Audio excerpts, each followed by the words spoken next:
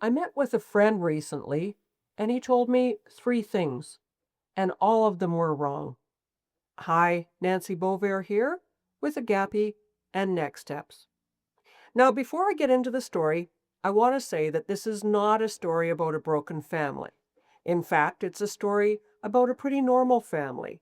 It's a family where there's different perspectives and there's complications in the marriage, and it's a story about a man who loves his kids, but he hasn't connected the dots between his current situation and what his kids are going to be faced with after he's gone. And that's not dysfunction. That's normal people. And that's why I think this story is worth telling. So my friend and I were visiting and we got talking about his estate plan. He's a good guy and he's responsible. He has his will. He takes care of his family. But when we started talking a little bit deeper about his estate plan, that's kind of where things fell apart. I made the suggestion that perhaps he might want to have a conversation about his personal property. And that's when he mentioned three things that I have heard so often, and all of them are wrong. So I'm going to walk you through each one. The first is, I'll be dead and it won't be my problem. Well, technically, that's true. But I asked him, is that the kind of mess that you want to leave after you're gone? You're going to leave chaos. You're going to leave a lot of questions for your kids. You're not going to be there for those conversations about who gets your tools or who gets that certain photograph album of memories of family vacations. Not choosing is still a decision. By not choosing, what you're doing is you're offloading those concerns to other people. And those people are going to be grieving and they're going to be confused and there could be hurt and there could be family distance because simply not taking that responsibility seriously now, well, there's something that can be done about it. So when I pointed that out to him about his kids and how he's leaving this and dumping that responsibility on them, his comment was, I know my kids, they get along, and everything will be fine. Again, yeah, he knows his kids. And as he pointed out, his kids all do have their own homes. They all do have their own lives. They don't need any of his personal property. But that's not the point here. It's not about what people need in their home.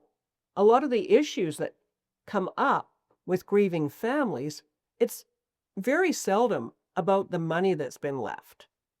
That money has been allocated, and if proper planning has been done, it's been left as named beneficiaries, so there's not really that avenue about indecision and what was meant and what would have been wanted. But with property, there's emotional ties to those things. And that's where people kind of miss the mark.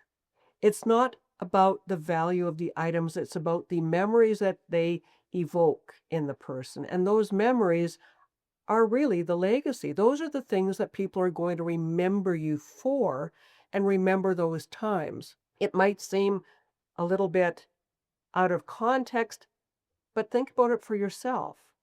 When your loved one passed away, money comes and money goes. If you were left money in an inheritance, I'm sure that that went to a good cause, whatever that cause is. Maybe it paid debt, maybe it paid a mortgage, maybe it put a child through university, maybe it just paid for a great vacation.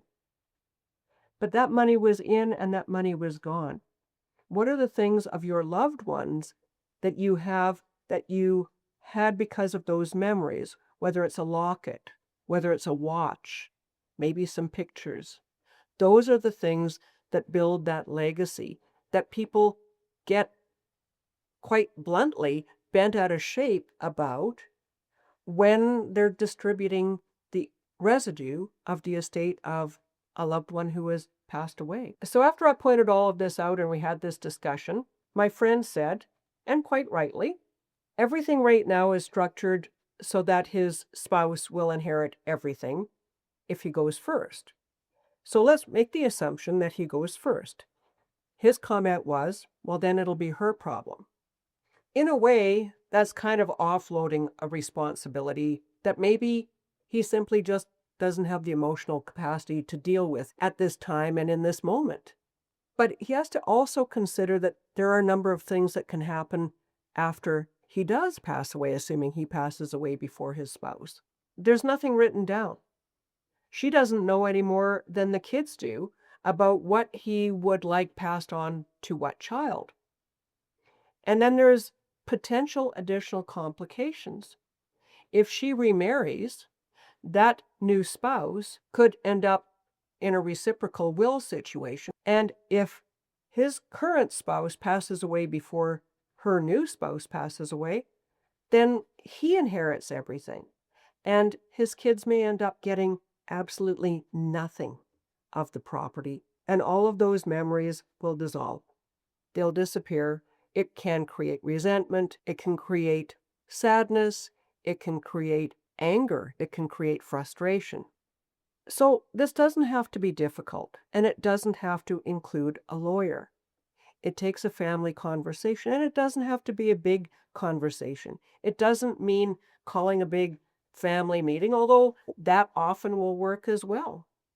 But just casually, when your kids are over having dinner with you, take a look around and just say, is there anything here that really means a lot to you, that when I am gone, that you would like to have as a memory? Have those conversations.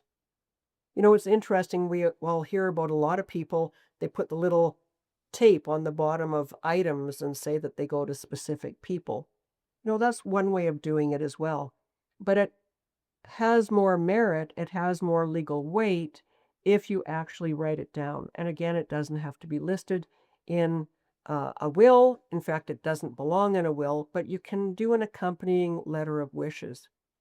Outline your thoughts, outline your processes.